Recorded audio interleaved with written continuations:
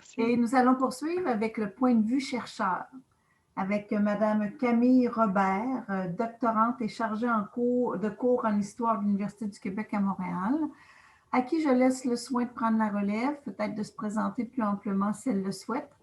Alors, la parole est à vous pour 30 minutes. Est-ce que vous avez votre propre compteur ou je vais surveiller l'heure, puis j'aimerais aussi partager un PowerPoint. Donc, si on me donne l'autorisation, en fait, je n'ai pas l'autorisation en tant que participante. Je fais ça, Merci. Bon, cette fois-ci, ça ne veut pas fonctionner comme tantôt. C'est vraiment bizarre. Pas grave, on passe autrement. Alors, je te laisse te présenter pendant que je fais cette opération-là. Excellent. Donc, juste me dire quand ça sera fait, puis je partagerai mon PowerPoint. Moi, je suis doctorante en histoire.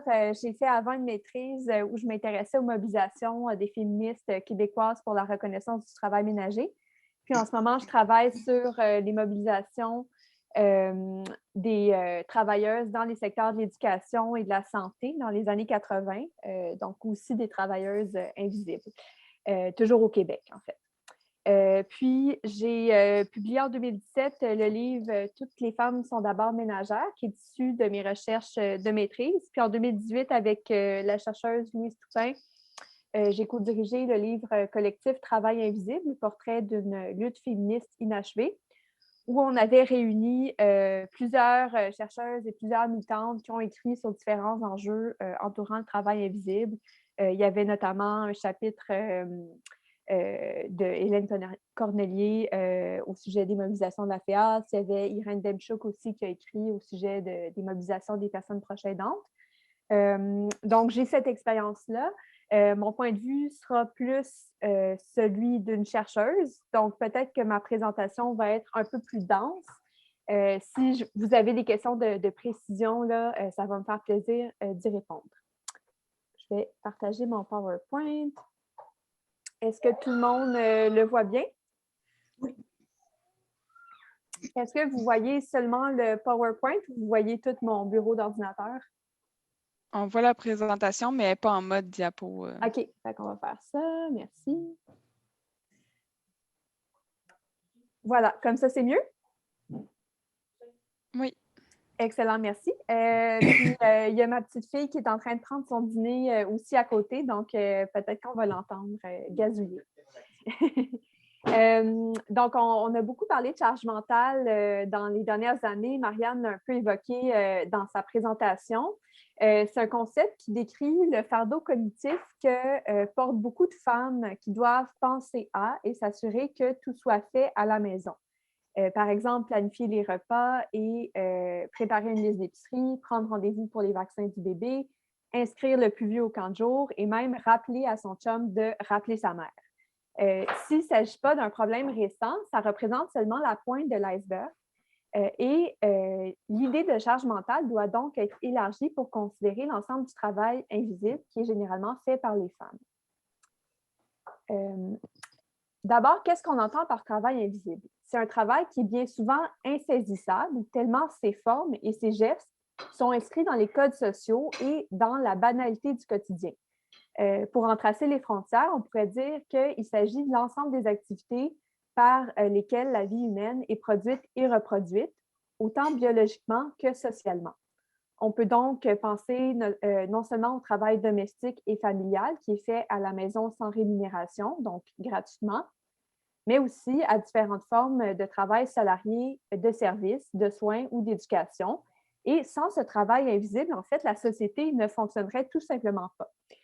On l'a vu au début de la pandémie quand le gouvernement a décrété un certain nombre d'emplois essentiels. On voyait que ces emplois essentiels-là, c'était surtout dans les secteurs des services et des soins. Alors que des métiers très lucratifs et reconnus auparavant, comme courtier d'assurance, bien, soudainement, ça devenait beaucoup moins essentiel à ce que la société fonctionne. Et donc, il faut dire que le travail invisible, il est généralement fait par les personnes qui occupent les positions les moins privilégiées dans l'échelle sociale. On pense aux femmes, par exemple, mais aussi aux personnes racisées, immigrantes, sans statut, précaires ou qui sont moins scolarisées. Alors aujourd'hui, je vais essayer un peu de saisir ce travail, de le rendre plus visible, justement, d'en tracer les contours, d'examiner ses angles morts pour, j'espère, mieux l'articuler dans nos mobilisations collectives, qu'elles soient professionnelles, syndicales, féministes ou, encore mieux, tout ça à la fois. Je vais passer d'abord à travers les aspects plus historiques des revendications en lien avec le travail invisible, très rapidement, là, donc vous pourrez me poser des questions si vous voulez, pour m'intéresser ensuite à la place des femmes dans le marché de l'emploi et à l'impact des mesures néolibérales sur le travail des femmes. Pour terminer, je vais évoquer quelques pistes de mobilisation. Le travail invisible, le travail ménager ou le travail domestique, peu importe comment on l'appelle, ce n'est pas un enjeu qui est si nouveau que ça dans les milieux féministes. Dès le début des années 1900, il y a plusieurs regroupements de femmes qui vont développer toute une réflexion autour du rôle des femmes dans la famille et plus largement dans la société.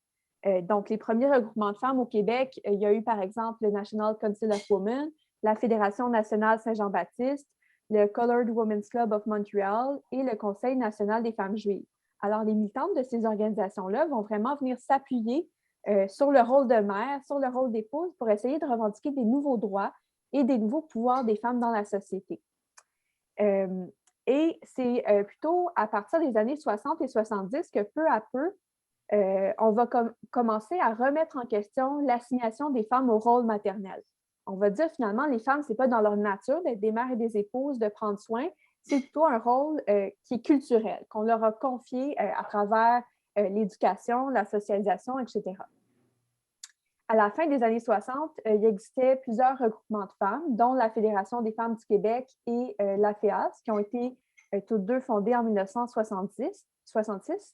Et durant ces mêmes années, on voit aussi apparaître des collectifs féministes plus radicaux, dont le Front de libération des femmes du Québec, qui est actif de 1969 à 71, et le Centre des femmes, actif de 72 à 75. Donc, tout ça s'inscrit un peu dans le contexte de ce qu'on a appelé la deuxième vague féministe, là, de la fin des années 60, du début des années 70.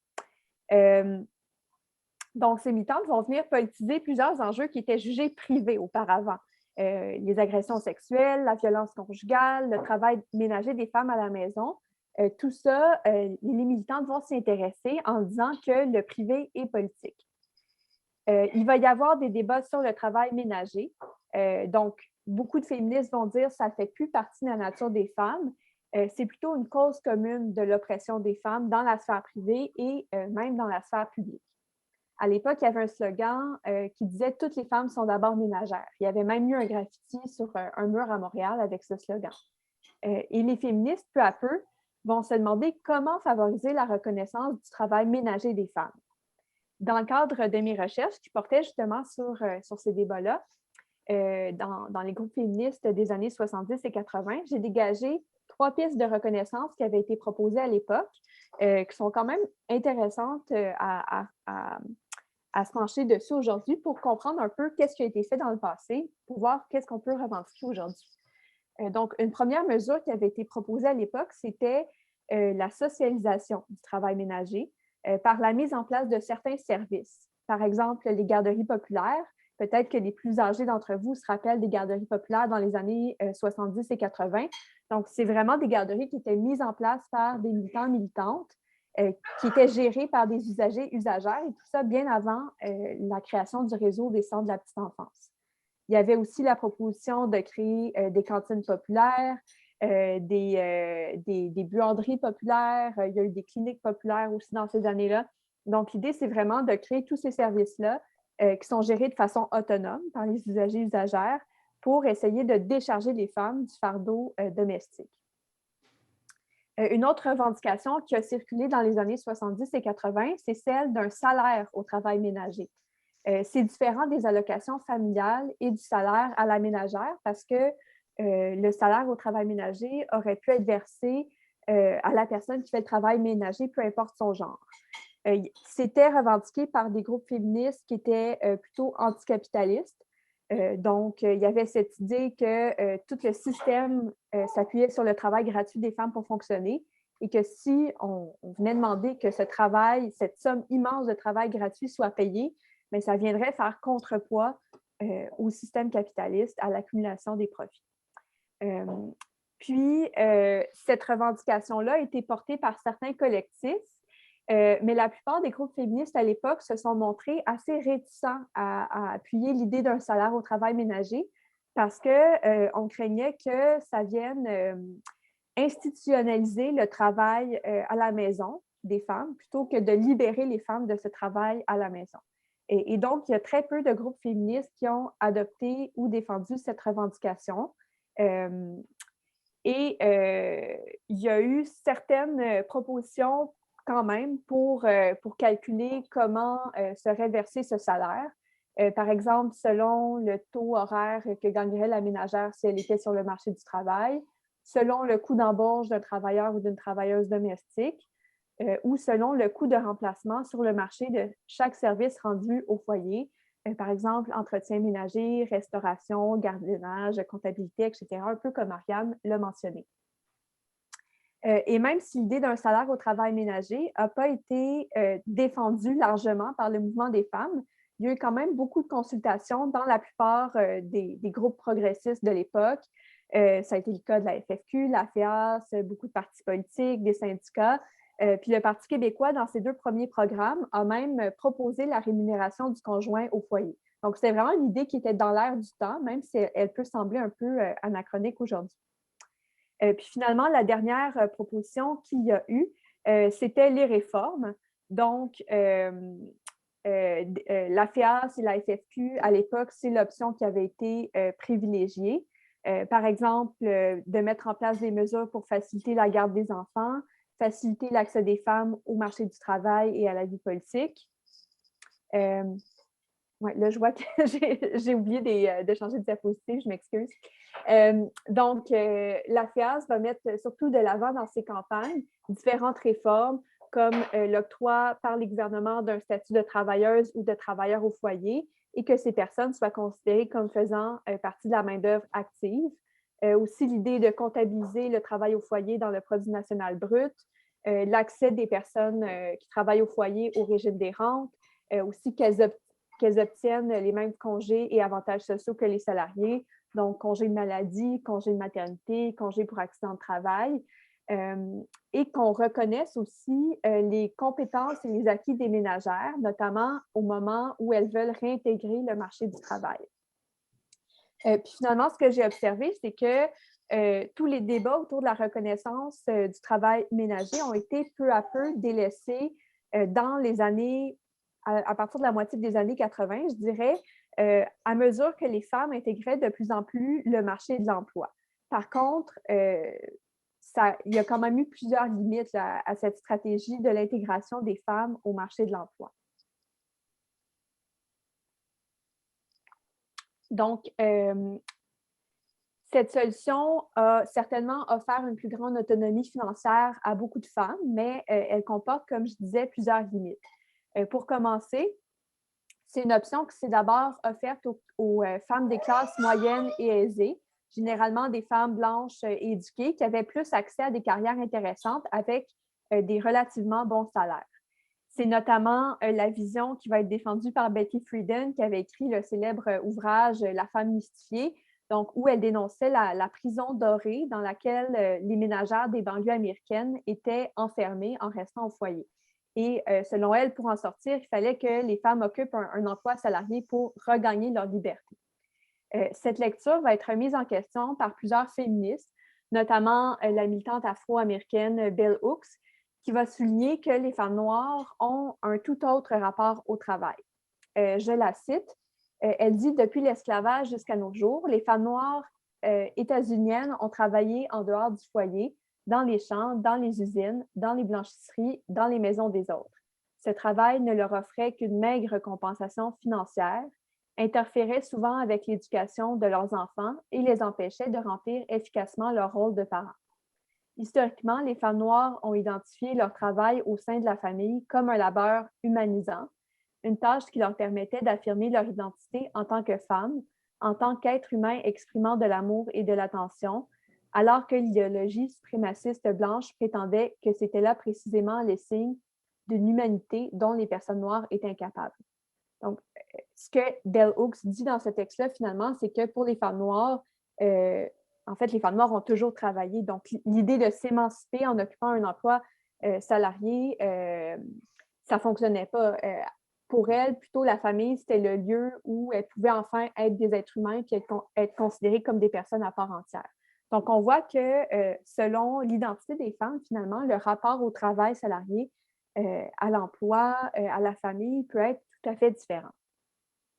C'est sûr que dans cet extrait-là, elle parle du contexte américain, mais au Canada ou au Québec, on partage une histoire qui peut être semblable à celle des États-Unis avec le travail d'esclaves noirs ou autochtones jusqu'au 19e siècle pour réaliser des activités domestiques.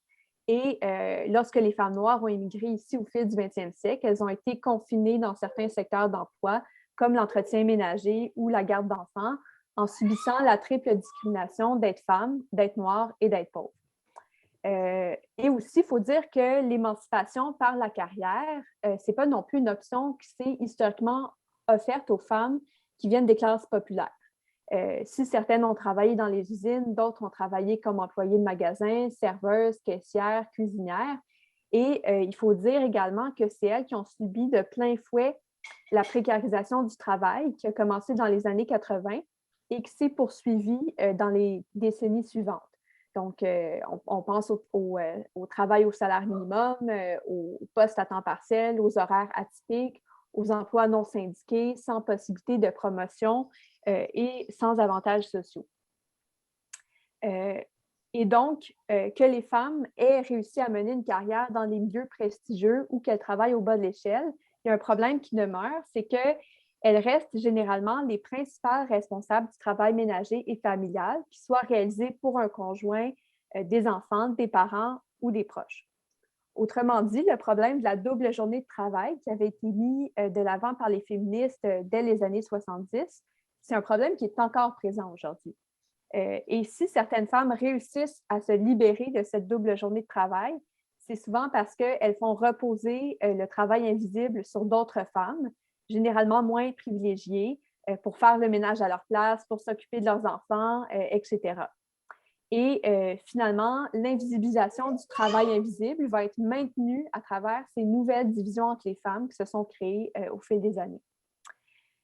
Donc, pour conclure cette partie et passer à la suivante, même si le marché du travail s'est ouvert aux femmes, il est encore très marqué par la séparation et la hiérarchisation entre différents types d'emplois liés aux tâches traditionnellement masculines ou féminines. Autrement dit, la dévalorisation dans la sphère privée du travail domestique fait par les femmes va venir aussi se transposer dans le marché de l'emploi.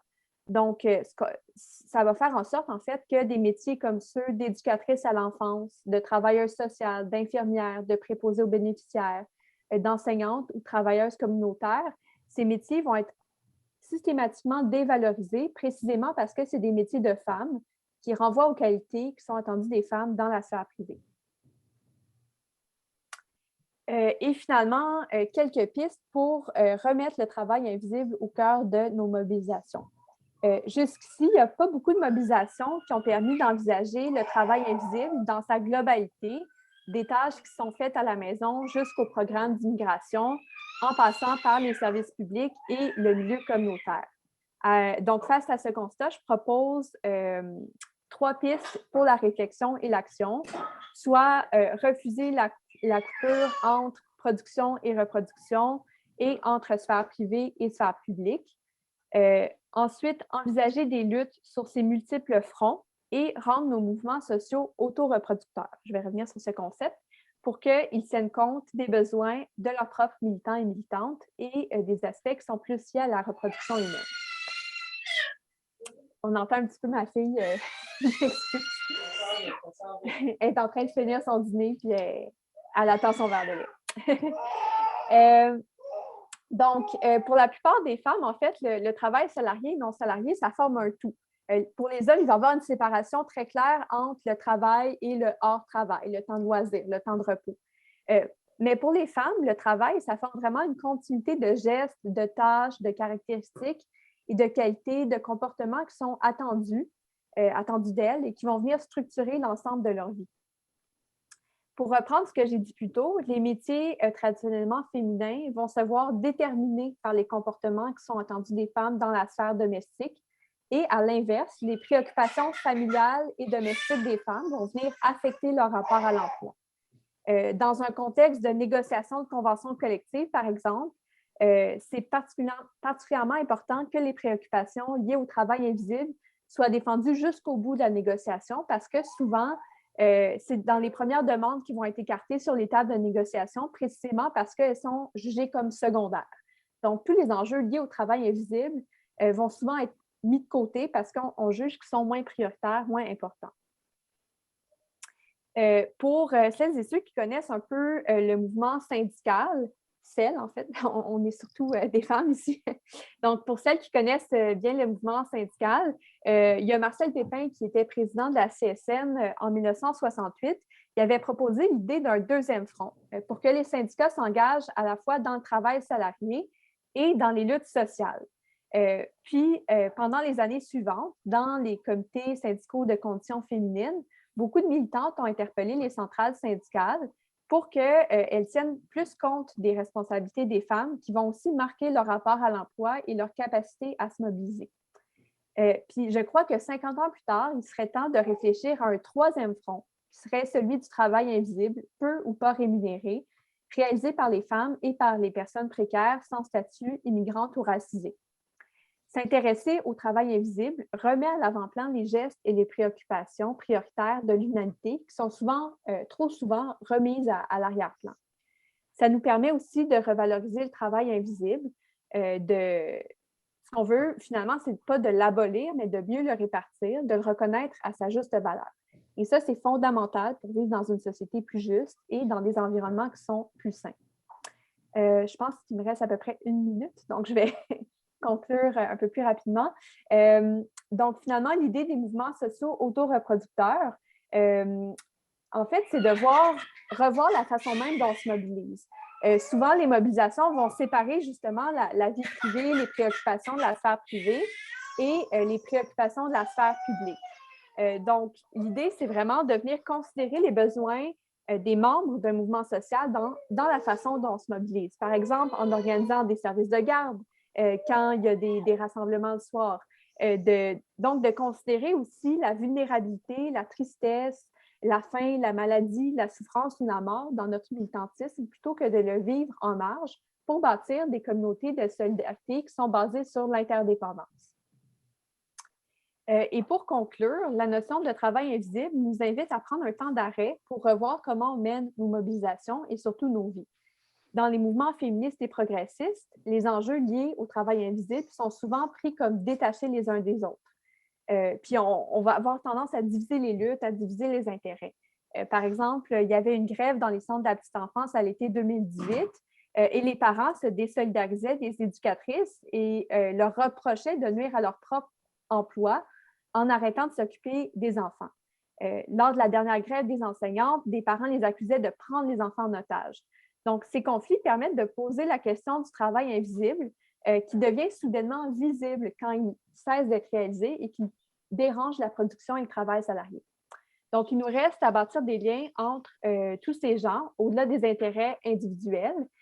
Avec l'ouvrage collectif Travail invisible, c'est entre autres ce qu'on a essayé de faire, donc de tracer des liens entre toutes ces formes de travail invisible et de créer des liens de solidarité. Donc, pour conclure, on ne devrait plus sentir ce tiraillement entre notre responsabilité à prendre soin du monde et la volonté de changer le monde, que ce soit par un travail salarié, syndical ou intellectuel. Je crois donc que le travail invisible et sa reconnaissance demeurent un thème qui est encore brûlant d'actualité. On l'a vu particulièrement avec la pandémie et j'espère aujourd'hui avoir contribué à vos réflexions sur les enjeux qui y sont liés. Merci.